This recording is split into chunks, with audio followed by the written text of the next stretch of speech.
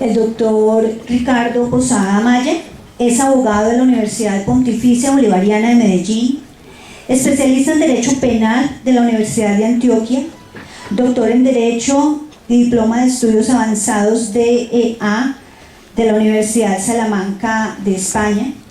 Actualmente es docente de la Facultad de Derecho de la Universidad de los Andes, director del Grupo de Investigación en Derecho Penal y Justicia Transicional César Beccaria, conjuez de la Sala de Casación Penal de la Honorable Corte Suprema de Justicia, asesor de la Junta Directiva de la Corporación Excelencia en la Justicia, miembro del Grupo de Investigación HECTI de la Universidad de los Andes, autor de múltiples publicaciones en el ámbito del derecho penal y consultor en derecho penal. Damos la bienvenida al doctor Ricardo Posada Amaya con su ponencia Los delitos de lesiones personales, una reforma urgente y necesaria en el ordenamiento jurídico penal colombiano.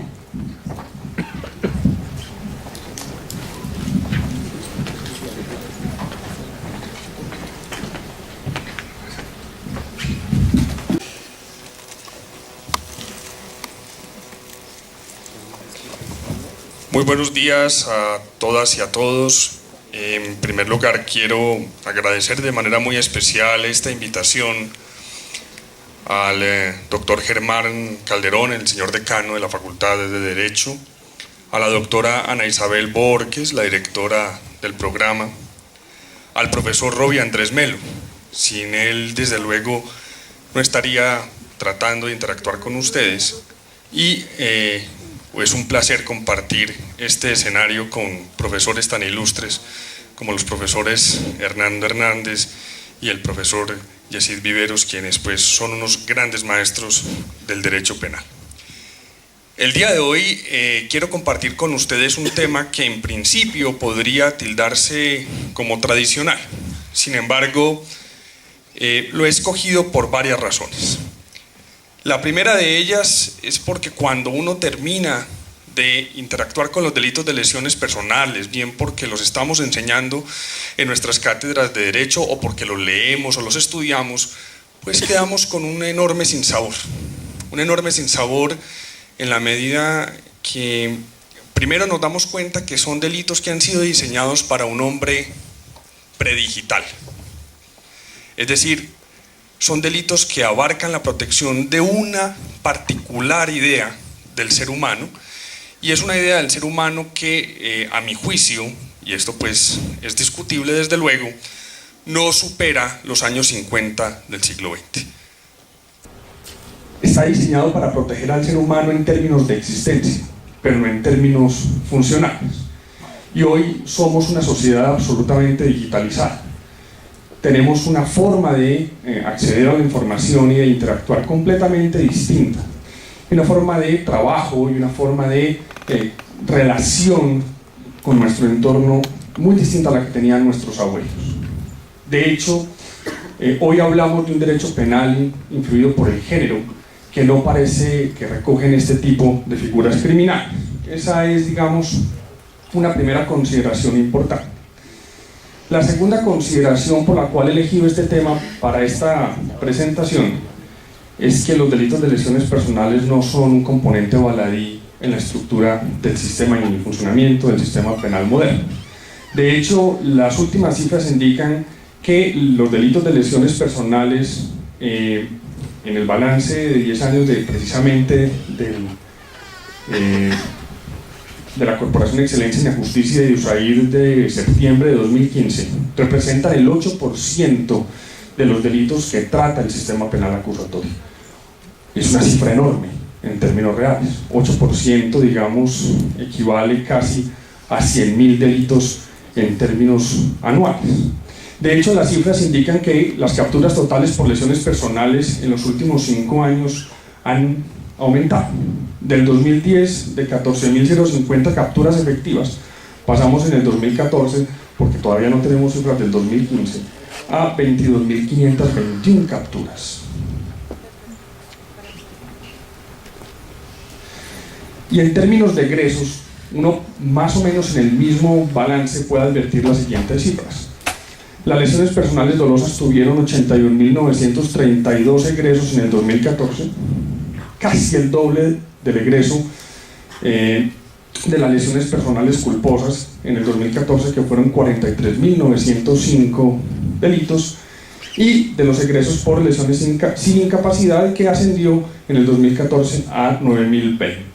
De alguna manera estamos viendo unos delitos con un volumen muy importante en el sistema penal acusatorio, más que otros delitos que quizá sean considerados por la doctrina de mayor envergadura académica, pero que son parte de nuestra realidad criminal todos los días. De lo dicho uno puede advertir las siguientes tendencias. La primera es que hay un incremento importante de los delitos de lesiones personales en los últimos 5 años, casi en el doble. Lo segundo es que hay una clara disminución de la aplicación del principio de oportunidad en esta materia, bueno, y en general en todas. Pero aquí es particularmente importante porque son delitos que en principio deberían admitir todos los sistemas de justicia restaurativa y todos los sistemas, digamos, de terminación anticipada del proceso. Muchísimas gracias. En tercer lugar, advertimos que la realización de las lesiones dolosas dobla a la realización de las lesiones culposas por las cifras que estamos advirtiendo en los balances. Esto desde luego no tiene en cuenta las cifras de criminalidad negra, es decir, aquellas cifras de criminalidad en términos de lesiones que no son denunciadas a la judicatura.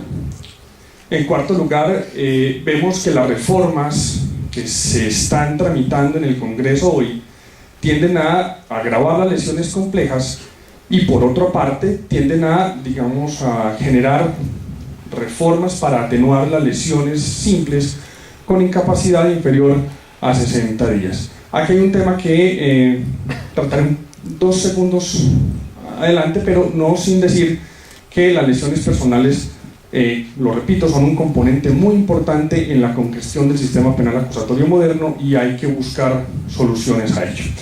Y me quiero referir de nuevo al punto 4 en el sentido de que hoy en el Congreso de la República pues tenemos 2 proyectos de ley importantísimos. De hecho, la Fiscalía General de la Nación está a punto de dar primer debate a la gran reforma al sistema penal acusatorio con una serie de medidas pues muy difíciles, algunas de ellas muy discutidas, como por ejemplo la prueba de contexto, y otras que van en la misma línea de las reformas que pretende hacer el Ministerio de Justicia por la introducción, digamos, del sistema de acusación privada. Y son 2 proyectos distintos. El Ministerio de Justicia está buscando la reforma de los delitos de lesiones, de algunos de los delitos de lesiones personales para convertirlos en contravenciones, mientras que la Fiscalía General de la Nación busca convertir los delitos de lesiones personales con una incapacidad para trabajar inferior a 60 días en delitos menores o de menor lesividad, todos ellos con un procedimiento especial que no quieren llamar ley de pequeñas causas por todos los problemas de constitucionalidad que ello soporta, pero que de alguna manera está en esta línea, digamos, de búsqueda para agilizar el sistema procesal penal colombiano. El tema de las contravenciones es particularmente difícil porque, como lo dijo la semana pasada, generando pues un revuelo académico el profesor Bernal Cuellar del externado, todo indica que el artículo 250 de la Constitución no faculta al fiscal sino para acusar delitos, no contravenciones, con lo que la pretensión de crear contravenciones en un capítulo independiente pues es no solo complicada, sino que comportaría una quiebra del actual sistema o diseño del Código Penal en materia de unidades de imputación. Hoy tenemos, digamos, los delitos de lesiones personales, por una parte, y sacar algunos de ellos pues haría más confusa su aplicación en la práctica. Por estas razones, pero también por muchas otras, decidí traer un tema que en principio puede ser clásico, porque en el fondo es de gran importancia para todos ustedes, sobre todo cuando litiguen en materia de consultorio jurídico este tipo de hechos. Y estas reformas, a mi juicio, requieren superar una serie de discusiones y de problemas dogmáticos importantes en esta materia. En lo que sigue, trataré de plantear los puntos más polémicos en la doctrina y en la jurisprudencia sobre los delitos de lesiones personales. El primer problema que se advierte cuando se estudia la temática de las lesiones personales es la autonomía del bien jurídico e integridad personal. Y el problema es simple. La mitad de la doctrina tradicional colombiana entiende que la integridad personal es un bien jurídico personalísimo derivado de la vida. Y, pues, de manera muy discutible, no le asignan la independencia teórica que merece.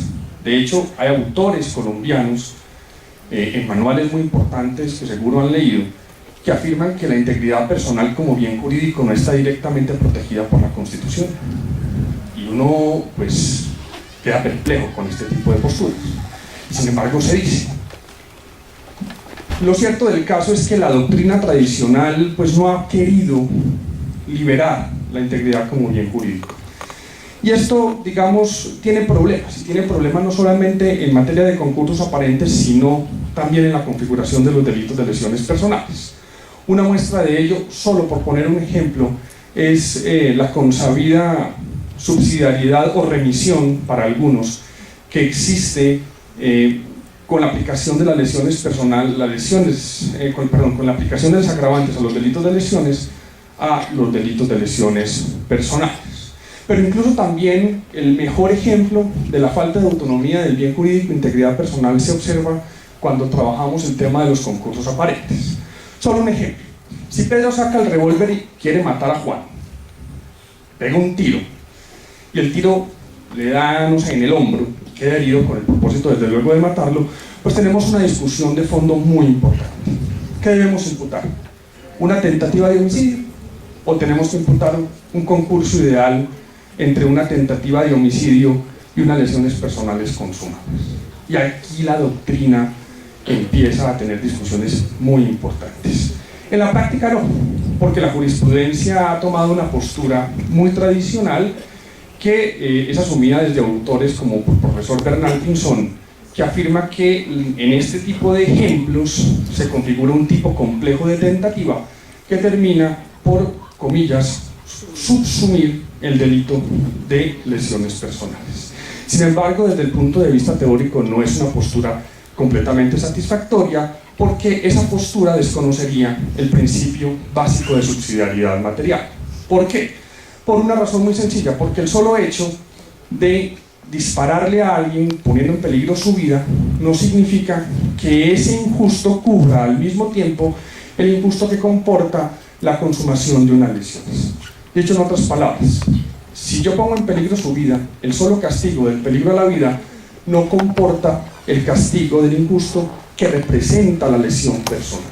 Y si solo castigo, desde luego, la lesión personal, con ello no estoy cubriendo el injusto que comporta el castigo del peligro para la vida. La doctrina española en este sentido siempre, o la gran mayoría de la doctrina española en este sentido, digamos, ha insinuado la necesidad de aplicar el concurso de delitos en este tipo de casos, dejando o partiendo mejor justamente de la autonomía del bien jurídico e integridad personal frente a la vida. Y la razón es muy sencilla.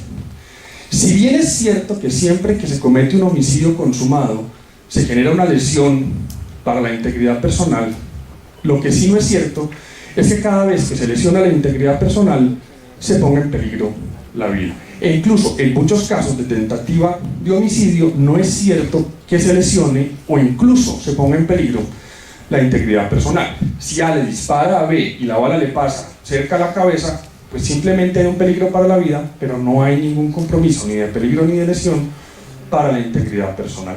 Ello comenzaría a demostrar la necesidad de replantear por lo menos esa dependencia de la integridad personal a la vida en muchas hipótesis que hoy ni siquiera la doctrina está tratando de manera adecuada.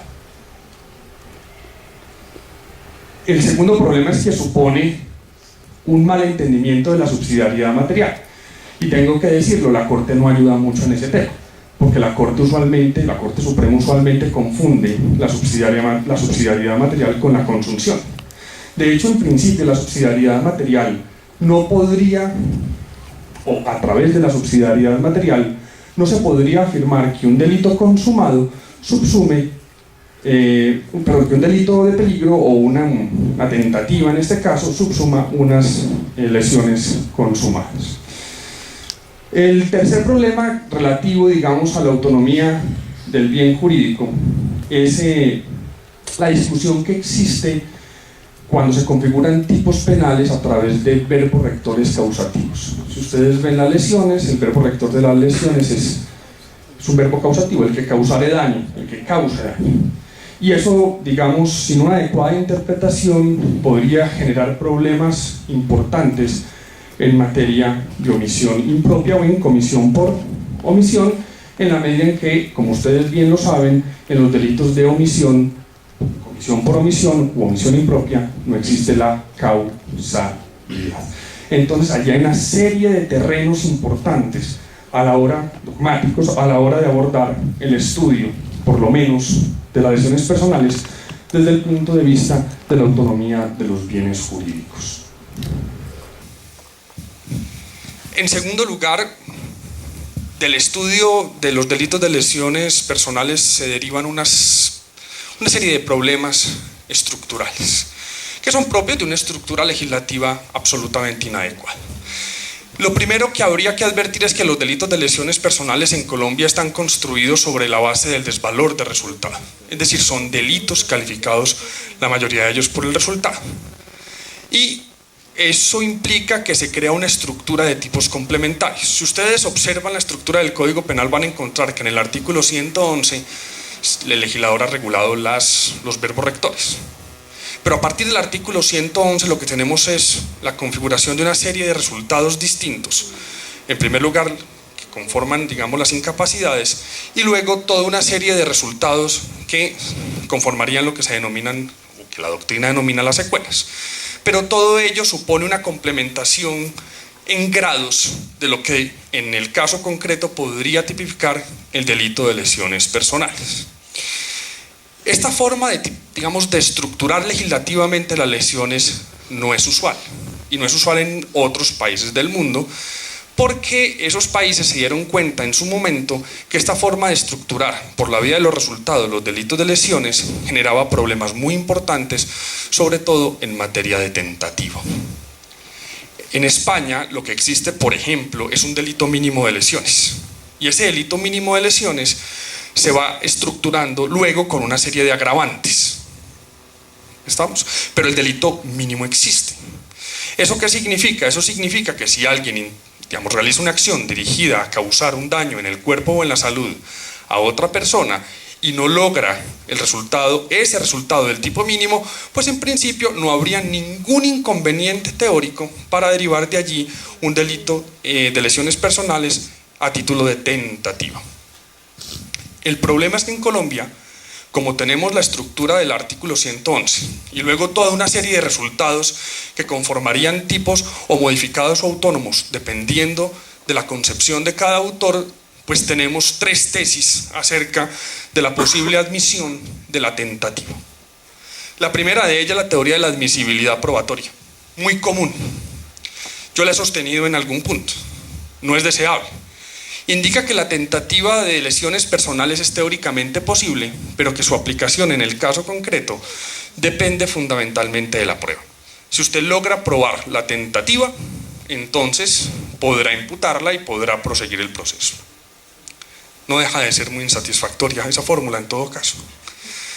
Las segundas teorías son las negacionistas, es decir, aquellas teorías que dicen, sí, mire, puede que la tentativa de lesiones personales sea posible teóricamente, pero en la práctica son absolutamente imposibles. Entonces, son negacionistas. Una vertiente de las teorías negacionistas lo que vendría a decir, mire, son posibles, pero tendríamos que hacer hipótesis acerca del resultado que habría producido el autor con su comportamiento. Y cuando empezamos a introducir criterios hipotéticos en la estructuración de la causalidad de las lesiones, perdimos la teoría. ¿Por qué? Porque una de precisamente las limitaciones fundamentales a la teoría de la causalidad es la prohibición de introducir elementos hipotéticos en los análisis. Las terceras son las teorías subjetivas o de indubio pro reo, que son dos variantes también. Las teorías subjetivas fueron bastante comunes en los años 80. Gómez Méndez, por ejemplo, en su Tratado de Derecho Penal es alguno de los que afirman este tipo de teorías, y estas teorías lo que dicen es, mire, habrá tentativa de lesiones si no se cumple lo que el autor quería.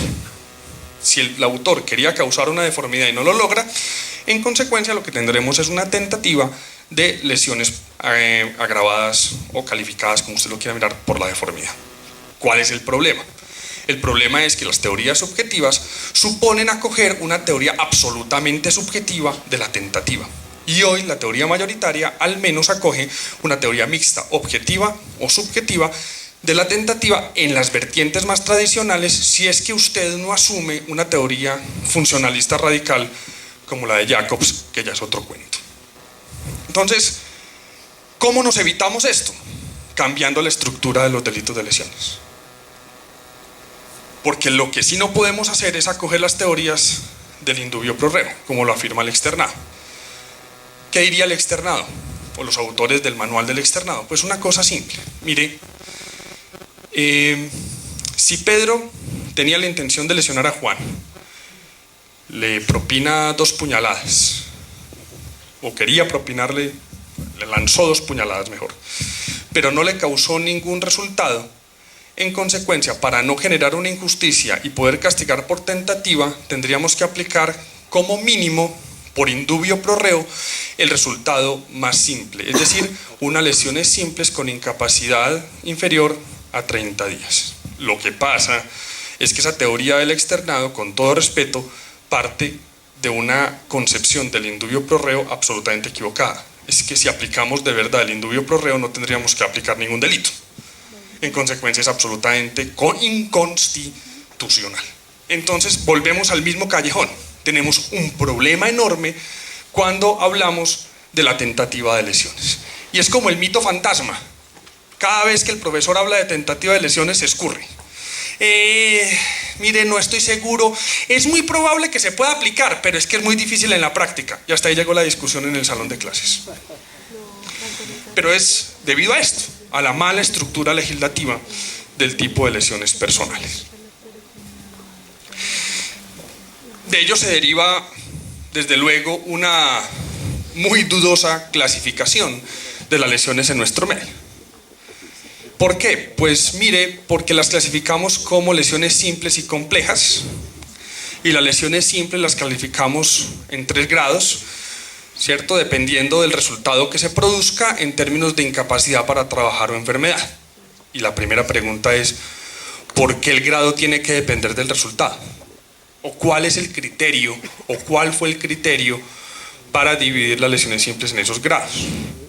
¿O ese criterio es adecuado hoy? Porque nadie se lo pregunta, simplemente asumimos de manera crítica que las lesiones simples tienen 3 grados por el desvalor de resultado. Y pare de contar. Las segundas son las complejas, y entonces nos hablan de las famosas secuelas. Y cuando yo le pregunto a un profesor que me defina qué son las secuelas, lo corcho. Ah, mire, es que son como una especie de resultado que permanece en el cuerpo, y ya perdimos. Y simplemente decimos que las secuelas son algo más que las lesiones simples, pero cuando las tratamos de racionalizar, no las comprendemos. Y en el fondo no las comprendemos por una razón, porque siguen siendo igual resultados. Resultados más graves que las lesiones simples, pero resultados al final de cuentas. Y en consecuencia, en vez de asumir, digamos, la estructura de tipos fundamentales y tipos calificados, seguimos con el cuento de las famosas secuelas, que no sabemos cómo definir. Y entonces hablamos de 3: deformidades, perturbaciones y pérdidas. Y yo siempre me pregunto, ¿y por qué no son más? ¿Y por qué la deformidad es una secuela? ¿Y cómo aplico o cómo hago en la práctica para distinguir en ciertos supuestos las perturbaciones de las pérdidas? Y entonces el mundo se empieza a complicar. Y esto lo demuestro de manera sencillísima. Cuando a usted le van a hacer el final de penal especial y le piden que se aprenda la clasificación de las lesiones, usted entra en camisa de 11 varas. Porque claro, clasifíqueme unas lesiones y usted empieza a patinar. Es lo más difícil que puede haber. La regla de la experiencia como profesor me indica que la mitad de mis estudiantes se corchan más con la clasificación de las lesiones que explicándome la concusión o el cohecho. No me explico por qué. Yo sí, mire. Porque esta clasificación hay que repensarla. ¿Cómo? Pues mirando, en efecto, las lesiones comunes en nuestro medio, los efectos que ellas provocan y adecuando la regulación legal.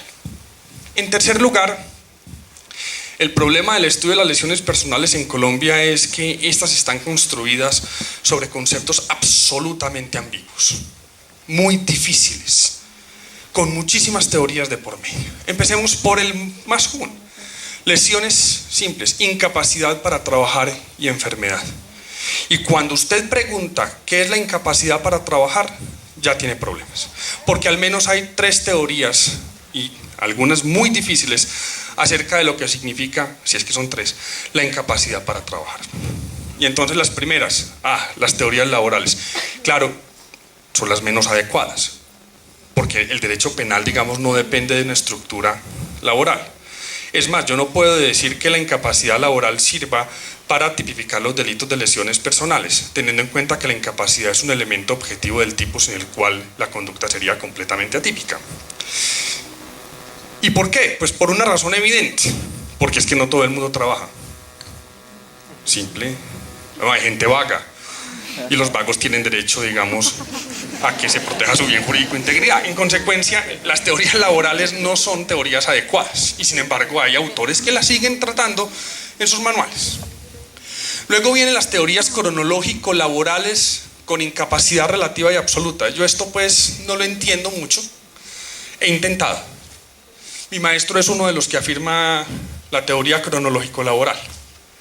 El problema de las teorías cronológico-laborales es que lo que están diciendo es que una lesión causa una determinada incapacidad según la actividad que en concreto realice el autor. Entonces, si, no sé, a mí me dan una puñalada en la mano, pues probablemente no me cause tanta incapacidad en términos relativos que la incapacidad que le causaría, por ejemplo, a un cirujano, porque el cirujano opera con su mano. En cambio, yo puedo echar discursos sin la mano, que es a lo que me dedico, y claro, la incapacidad sería mayor en términos relativos para el cirujano que para el profesor de Derecho Penal. Y ya ahí entramos en una serie de, digamos, desigualdades estructurales que son imposibles de probar en los procesos. Por lo tanto, son teorías muy antiguas, de los años 80 y 90, que todavía se observan en la mayoría de los manuales de parte especial. Las últimas son las teorías dinámico-funcionales o de medicina legal, que a mí me parecen adecuadas, en el sentido de que la incapacidad para trabajar es simplemente lo que se demoraría, digamos, el órgano, el miembro o el cuerpo humano en recuperarse según las pautas de la medicina. Este es un criterio médico, no es un criterio jurídico en todo caso. Y claro, lo definen los médicos legales a través de los dictámenes periciales, en el caso concreto, que pueden generar dictámenes relativos o temporales o absolutos. Pero, claro, el solo concepto de incapacidad para trabajar es supremamente discutido en la doctrina. Y ya ello es un problema. Si queremos hacer una reforma aplicable, digamos, de manera general, tenemos que encontrar un criterio para definir adecuadamente la incapacidad para trabajar. Y claro, luego viene la enfermedad. ¿Y qué es la enfermedad? Si uno mira los manuales, pocos la definen. Si la definen mal, pero la gran mayoría de los doctrinantes, y en eso podría yo estar de acuerdo, entienden que lo importante no es la enfermedad por sí misma, sino la incapacidad que produce la enfermedad, con lo cual termina siendo un concepto redundante en la estructura de los tipos penales. Sigue siendo, repito, un delito construido con conceptos ambiguos. En las lesiones complejas, por ejemplo, tenemos todavía la aplicación de la deformidad por estereotipos. Y hay autores en el 2014 que indican todavía que es más grave, por ejemplo, la deformidad causada a una mujer que a un hombre. Y uno dice, ¿cómo así? ¿De verdad? Sí, es que la mujer es...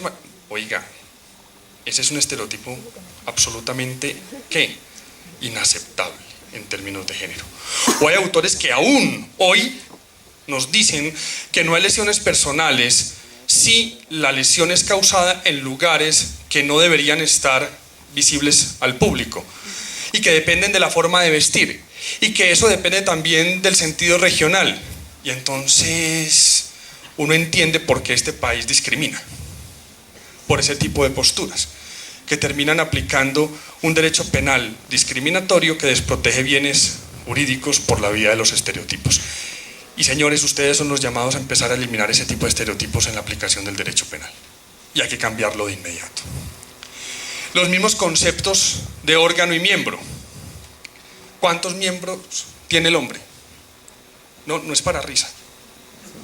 ¿Cuántos miembros tiene el hombre? ¿Superiores, inferiores y hasta viril? ¿O solamente miembros superiores e inferiores?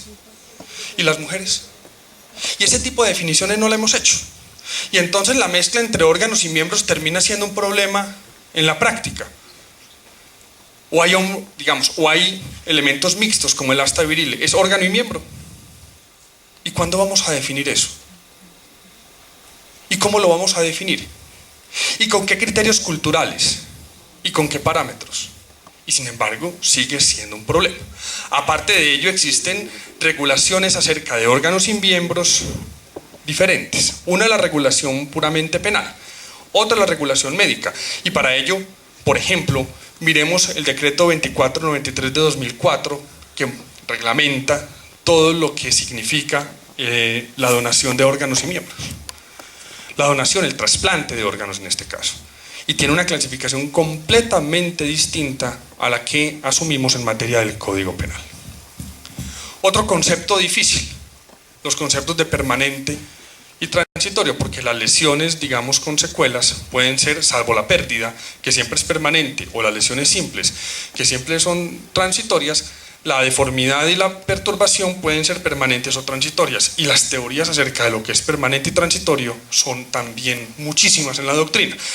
Simplemente traigo dos a colación: las teorías de la recuperación o de la temporalidad para efectos de definir lo que es transitorio.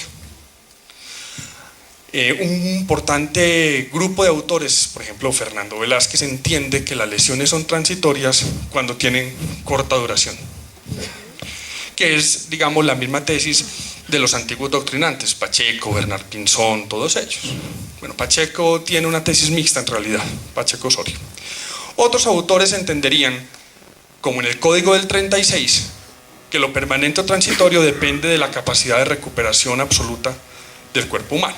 Y parece que es la teoría correcta, y sin embargo todavía tenemos autores que afirman que es la temporalidad, porque en términos de la definición de lo permanente o lo transitorio, el Código Penal no es claro.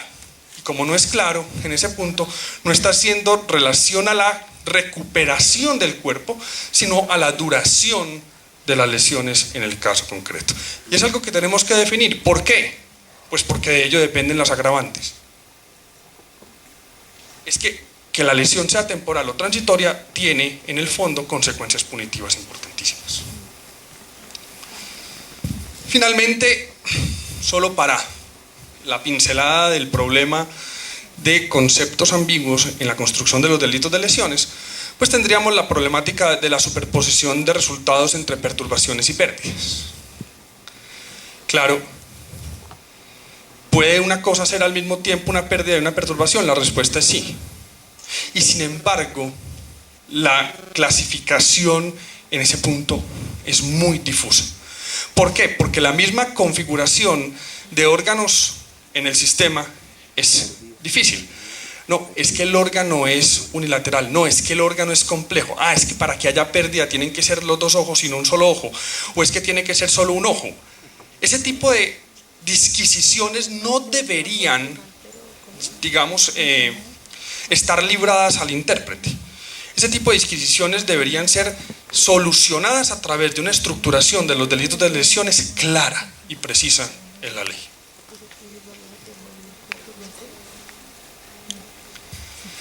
Yo sé que estoy abusando del tiempo, ya voy terminando, pero aquí hay una serie de temas importantes. En temas de dolo y punibilidad la problemática no es menos difícil. Y no es menos difícil porque la doctrina, sobre todo en materia de dolo, está muy dividida. Un gran sector de la doctrina, incluyendo alguna línea de la jurisprudencia de la Corte Suprema de Justicia, entiende que el dolo en los delitos de lesiones tiene que ser un dolo genérico. Basta que el sujeto haya querido causar lesiones. Y entonces, esa intención general de causar lesiones, ¿sí?, pues no vería ningún problema, porque se puede concretar mediante cualquiera de los resultados previstos a partir del artículo 112 y siguientes del Código Penal. Basta que el sujeto conozca que está realizando una acción riesgosa dirigida a causar daño en el cuerpo y en la salud y lo quiera, con conocimiento del riesgo en el caso concreto. Es una tesis que además se adecua bastante bien con las teorías subjetivas de la tentativa. ¿Por qué? Porque el fondo de la tipificación reside en la voluntad del autor.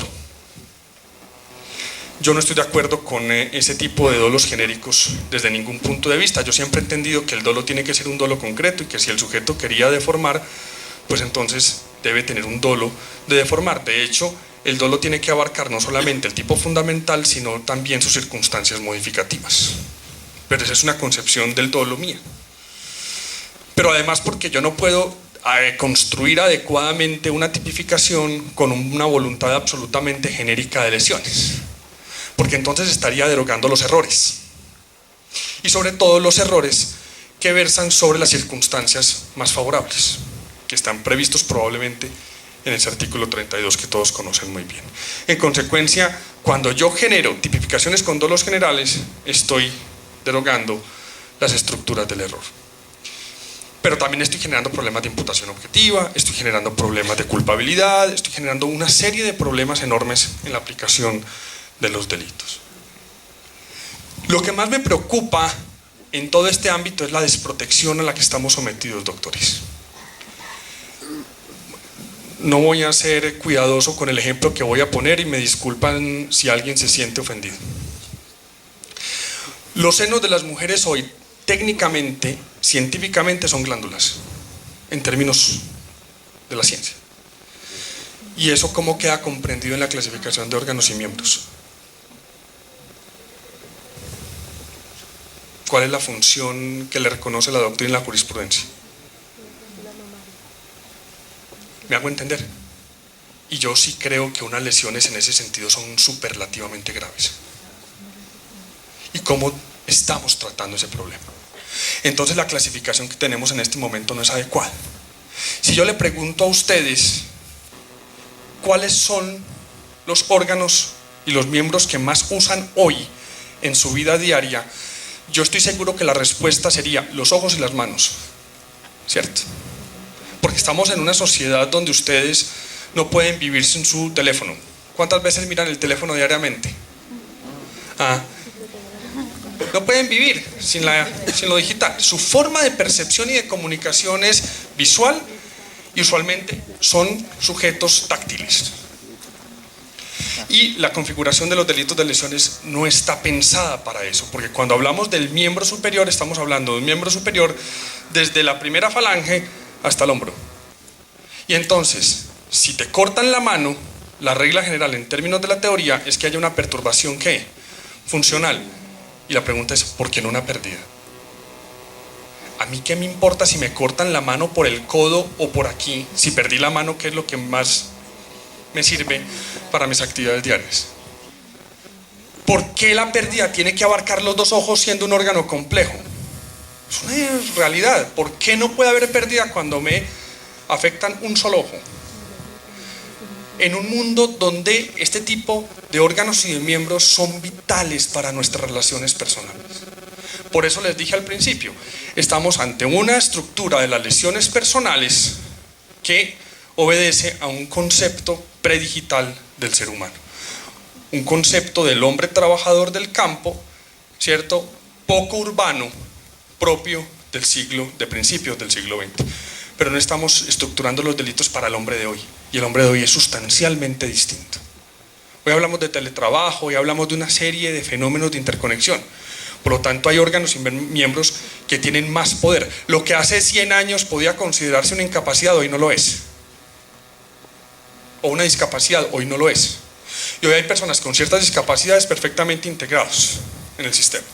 Con lo cual hay que repensar toda la estructura. Toda la estructura. Manos, pies, ojos, senos, piel. Todo el sistema de la estructura de las lesiones por la vía de los resultados empieza a tener excepciones importantísimas. Y la primera excepción importante fue la introducción de las lesiones por deformidad por instrumentos a través de ácidos o alcalices, donde la regla no es el resultado sino el instrumento. Y en consecuencia estamos empezando a ver variantes excepcionales en la regulación común que nos ponen en problemas de cara a una teoría general de las lesiones. Porque claro, frente a esa excepción no hay problemas, por ejemplo, en relación con la tentativa. Si yo tengo el ácido en la mano y se lo lanzo, ¿quién duda que he intentado utilizar el qué? El instrumento. En consecuencia, el problema de la tentativa en ese tipo de excepciones, pues no es difícil. Tenemos el tema de las agravantes. Tenemos una remisión permanente y perpetua a los delitos de homicidio. Y la pregunta es, ¿no será que las lesiones personales merecen, puede que las mismas, pero también otras agravantes? Y este es el problema de la remisión, solo con un ejemplo, que me parece dramático. El feminicidio. Crearon el tipo penal de feminicidio, ¿cierto? Y derogaron el artículo 11 del 104, ¿vale? Y ese artículo no se le aplicaba también a las lesiones personales. Y entonces todo el mundo, ¡ay, sí! Y lo derogamos. Y entonces en este momento las lesiones personales no tienen cobertura por género. ¡Ay! Metieron la pata. Porque el feminicidio no las cubre. Y entonces solamente en términos de género nos quedan las agravantes genéricas del 58. Y entonces por hacer bonito, hicieron feo. Claro, ¿eso tiene una solución dogmática? Sí, sí la tiene, yo la tengo. Listo, no apliquemos el 11. Pero apliquemos en términos generales, cuando se trate de delitos de género, la cuarta. ¿Cuál? Motivo abyecto. Y el motivo abyecto me cubre todo. Para hombres y mujeres. Y nos evitamos el problema. Pero eso son errores que no deberían pasar. Es decir, son errores básicos que un legislador consciente, que no sea el colombiano desde luego, pues prevé y soluciona bien. Sin hablar de otras que son ininteligibles, que pues son agravantes de las lesiones personales como el parto prematuro y el aborto culposo, que están mandadas a recoger desde hace muchísimos años porque generan problemas enormes, sobre todo con los delitos de lesiones al feto, por ejemplo. Finalmente, uno de los temas más difíciles y que tenemos que discutir realmente en mesas de trabajo es mantener o no la unidad punitiva. Porque con ello estamos derogando excepcionalmente el sistema de concursos. Entonces, si yo le corto la oreja, la mano y el pie, solo me aplican la más grave bajo un sistema de absorción punitiva que elimina el sistema de acumulación jurídica de los concursos. Y la pregunta es hoy, ¿eso es justificado político-criminalmente? ¿Podemos seguir manteniendo ese sistema? ¿O con un sistema distinto de agravantes podemos solucionarlo? Porque la absorción punitiva responde a una forma específica de la configuración de las lesiones con base en los resultados. Si cambiamos el sistema de regulación de las lesiones por sistemas de tipo básico y agravantes, pues claramente no tendría ningún sentido en el caso concreto la unidad punitiva, que genera impunidad, porque pues yo lo puedo lesionar lo que quiera y solo me castigan la más grave. Y el otro problema es un problema de indemnización de perjuicios, pero no es un problema del derecho penal ni de los desvalores del injusto particulares en el derecho penal. Dicho lo cual, yo creo que para ser un tema tan clásico, tiene tantos problemas que vale la pena repensarlo. Y es un tema muy local. Yo me pude venir a explicarles, no sé, el dolo y la imputación objetiva, no sé. Pero este es un tema que nos toca a todos, como estudiantes y como dogmáticos. De un tema que se aplica todos los días, de un tema difícil y de un tema que exige, en términos político-criminales, un nuevo estudio, replantearlo, reconfigurarlo y adaptarlo a nuestras necesidades, no solamente en términos epistemológicos, sino antropológicos. Eso es fundamental si queremos un código penal que verdaderamente se aplique a la sociedad colombiana. Muchas gracias.